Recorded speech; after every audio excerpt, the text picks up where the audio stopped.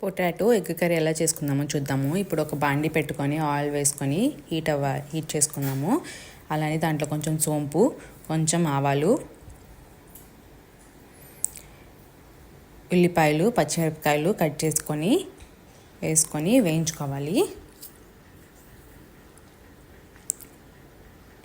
ఇలా బాగా వేగాక చిన్నగా కట్ చేసుకొని పెట్టుకున్న పొటాటో ముక్కలు వేసుకొని కలుపుకుంటూ వేయించుకోవాలి.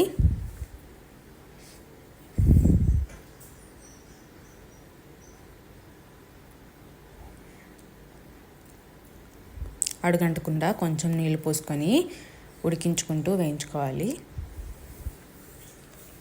మూత పెట్టుకుంటే కొంచెం తొందరగా మగ్గిపోయిద్ది. ఇప్పుడు దాంట్లో కావాల్సినంత ఉప్పు వేసుకొని కలుపుకుందాము.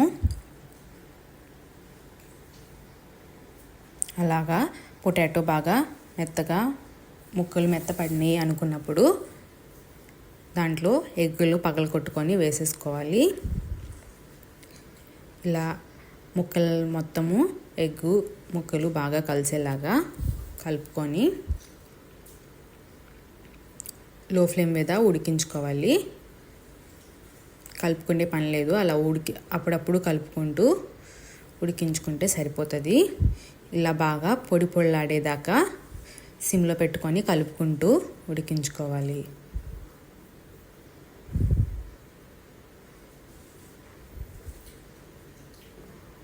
ఇది ఉడకటానికి ఒక 20 మినిట్స్ సిమ్లో పెట్టుకొని ఉడికించుకుంటే సరిపోతుంది. ఇప్పుడు పక్కకు తీసేసుకుంటే రెడీ.